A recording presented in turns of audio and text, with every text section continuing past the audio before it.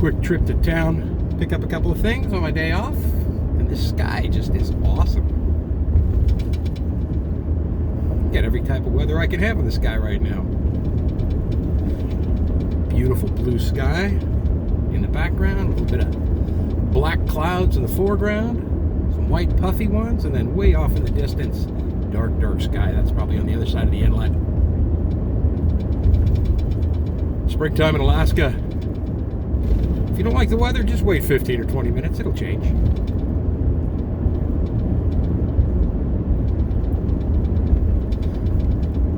Today's plan is to head over to the property. I downloaded an app on my phone with GPS navigation and put in waypoints for the longitude and latitude of all corners of the land so that I can, it's marked, but I want to find the actual I know where the stakes are in the front, but I want to find the actual marks in the back, and then run some string line and make sure that I've got the driveway cut in as far as I can towards the edge of the property, the driveway and the pad towards the side of the property without encroaching on the neighbor's land, and keeping a bit of a buffer between myself and the neighbor. They say good fences make good neighbors. Good consideration makes good neighbors too. God, it's pretty.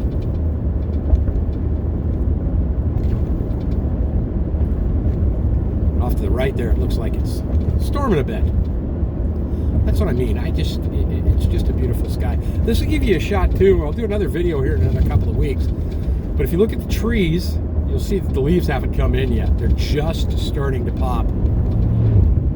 There's a bald eagle up in the tree there. Nice. Hello, Mr. Eagle.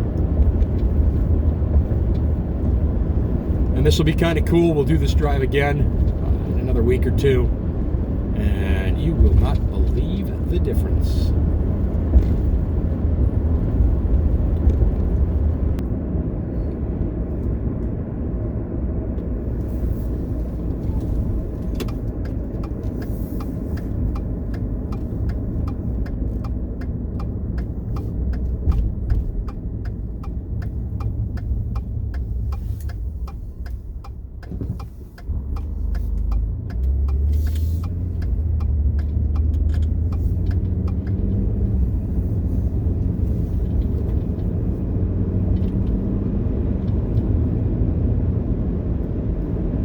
Crossing the Kenai River.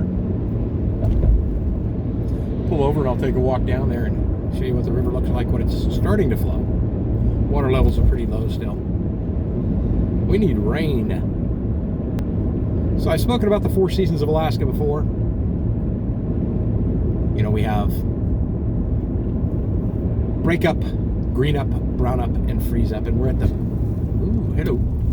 we're at the end of breakup right now, so in order for us to get earnestly into green up, where everything turns green, we need the rain. And if we don't get the rain, we have an issue with forest fires from now until the point where everything does start to green up. Because remember, after brown up, everything pretty much dies and then gets covered with snow. So when the snow melts, all that dead brown leaves and grass and everything else is exposed, and until the fresh green stuff starts growing again, it's a high fire hazard. Also going to take you on a little trip right here too. I'm going to stop off and get breakfast because I have not had anything to eat yet this morning. I've been up since 4 and it's 8:30 now, 47 degrees. I'm gonna swing by Mickey D's and grab a McMuffin and a hash brown, and then we're gonna head over to Sportsman's Warehouse, our local sporting goods store.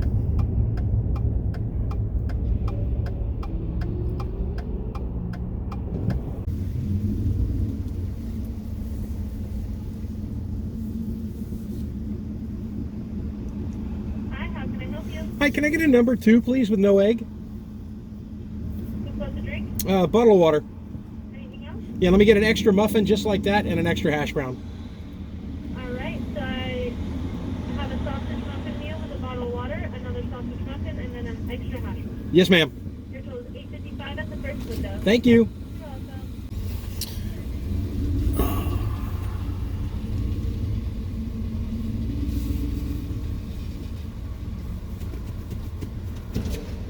Morning, sir. Bottle of water. Hey, morning. How are you? Good, thank you. Good. Bottle of water, 2 sausage, 3 muffin, and 2 hash browns? Yes, sir. Okay. 1 moment on your food. Perfect. Yeah. It's crazy when you say good morning to people and they're not expecting it. They get all happy and stuff. Treat people nice. Treat them good. We are going to grab a quick bite to eat before we start this, and we're going to head into Sportsman's Warehouse if they're open.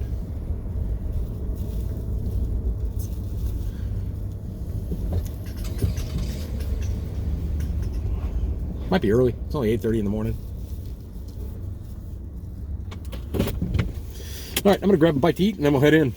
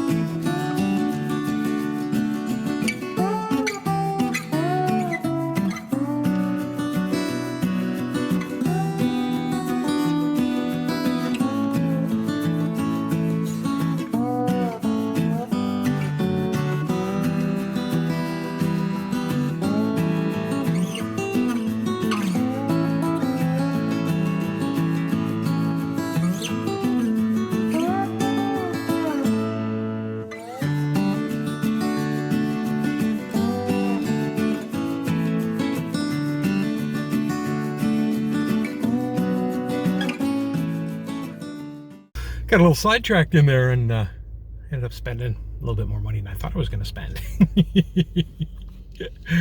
Fishing season's coming up. The sockeyes will be in the river soon. And I realized that I probably used most of my leaders last year. So picked up some hooks and picked up some weights. Picked up some new line for the rod. Picked up some new line for the leaders. And I'll build my own leaders. It's a lot cheaper doing it that way. Maybe I'll actually include some of that in this video as well. But yeah, pretty fired up. Fishing license for the year in Alaska, $39. That includes a king stamp for king salmon. I don't necessarily go king salmon fishing that much. I might go, if I'm going out on a trip, I might do winter kings out in the Cook Inlet. But I don't fish for kings in the river, and if I were to fish for kings in the river, it would be catch and release only, because I don't really care for the flavor of them as much as everybody else does, and it's a beautiful fish, and I'd love to see that thing really come back. And lately in our river, in the Kenai River, king fishing has been pretty much decimated over the last couple of years. So not a big king river or king salmon fishing fan. Love the sockeye though. God, I love the sockeye. All right, we're gonna head back over to the property now, and then I'm gonna do a little bit of walking to the land and show you what I got going on. It's always truly spring and the beginning of fishing season when you stop off at your local tackle shop and pick up the new gear and the new fishing license for this year. I usually get my license on as close to January 1st as I can, but I just knew I wasn't going to be doing a whole lot of fishing this early in the season. So another great spot for fishing tackle here on the Kenai Peninsula. Trustworthy hardware. Great selection of fishing stuff in there. Hardware and fishing. It probably should actually say fishing and hardware. We're going to pull over here at the Kenai River visitor center. Take a walk down those stairs that I walked down when it was massive snow and I bought the new boots. It was about 25 below zero the last time we walked down here. It's a great spot to go fishing. I'm going to take a walk down there and show you what we have on the Riverwalk.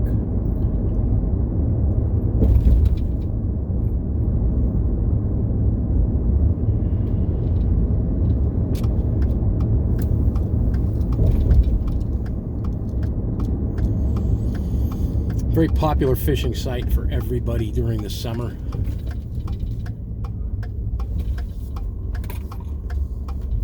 Let's see what I got going on here.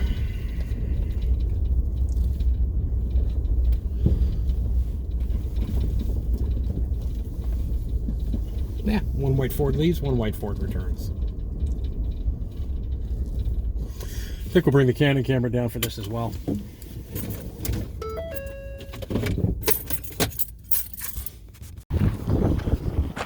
Windy day. Look at that sky. Is it beautiful or what? I think maybe your next investment will be a gimbal for the cell phone so it doesn't bounce around while I'm walking. Pacific Marine phase identification. Chinook is the king, Coho is the silver, pink is a humpy, chum is a dog, and sockeye is a red.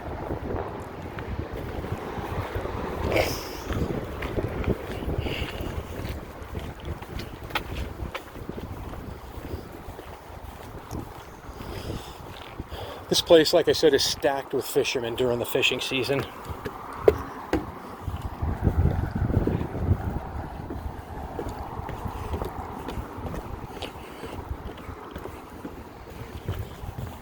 And they are catching the heck out of fish here.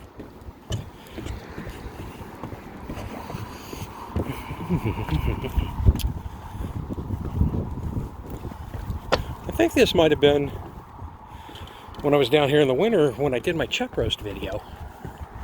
The grocery prices in Alaska and followed by the chuck roast video. I'll post links to both of those up in right up above there in the corner of the screen.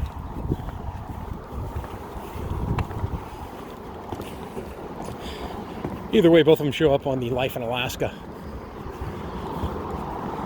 section of my channel page.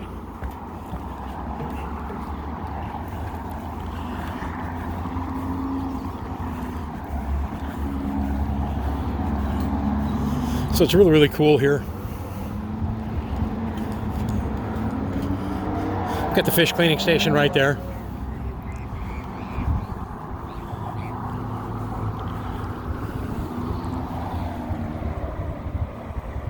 How's that for beautiful, beautiful water? River is really, really low right now. I'll show you the rock that a lot of people stand on. Great fishing on that bank over there. When you're fishing for sockeye, you're not fishing in the middle of the river.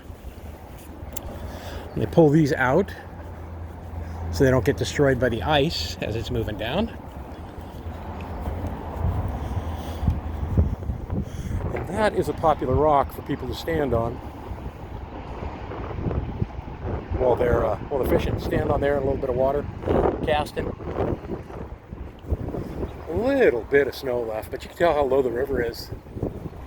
Because normally the water is right up to where the snow's at right there.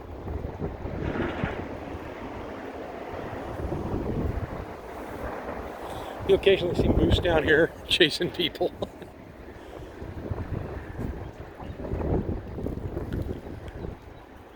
God, I love this place. Anyway, like I said, it's a pretty cool spot for fishing. I'll take you down here when the season gets rolling, and I'll stop by here after work one day, show you everybody catching the salmon. Right here. This is a great little location for catching the salmon. And then I see a lot of people catching them right up in this area too. All right, I'm gonna pull a Canon out and take some pictures of this. I'll probably post them right after this section.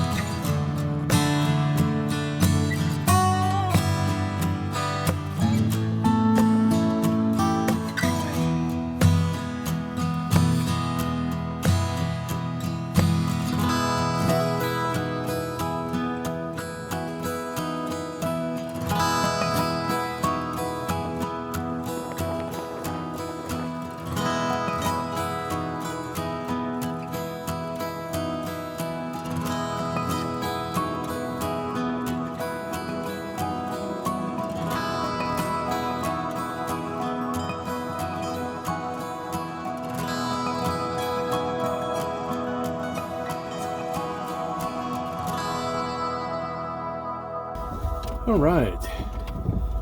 Normally, in the summer, good luck getting out of this parking lot. That's a pretty sky. Holy smokes.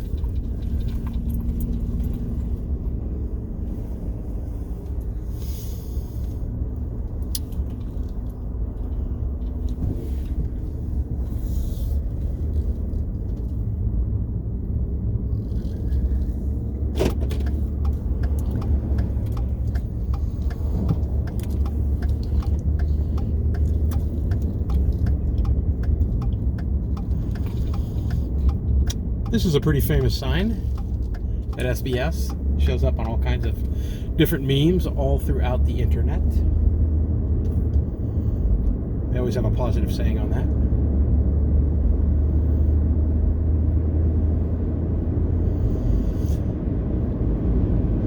This is a really good sign over here on the right, this Klondike RV park. There is actually RVs in the park, which kind of surprises the heck out of me because I didn't think we were going to see that this year. So I should probably give you the lowdown on Alaska. Alaska's money comes from two main sources. The number one source, and everybody knows it, is oil. Oil revenue for the state of Alaska is basically what has allowed it to support itself ever since the Trans-Alaskan Pipeline was put in. And that's where our dividend that you hear about every year comes from.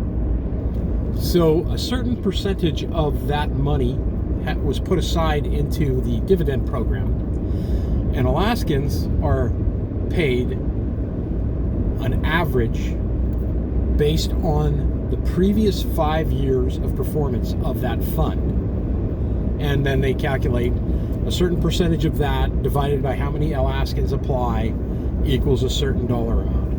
And I won't get into the politics of what's been going on with that up here. But oil has been such a huge boon for the state that, oh, that fell over. Didn't expect that to happen. Let's see if that holds on now. But oil has been such a huge boon for the state that there are no income taxes in Alaska. There are no property taxes. Well, there are property taxes in Alaska, but there's no income taxes in Alaska. But property tax, like for my acre and a half, is just a couple of $100 a year. Now, it goes up, obviously, if you build a structure on it. That's twice that's happened now.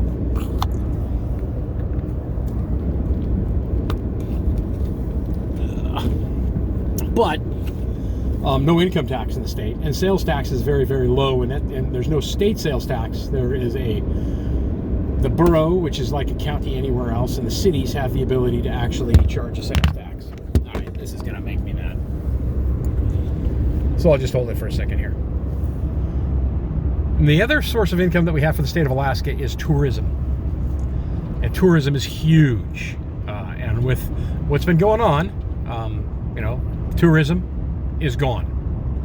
And in, say, the panhandle of Alaska, so down by Juneau and Ketchikan and those areas, they depend on, for their income, cruise ships.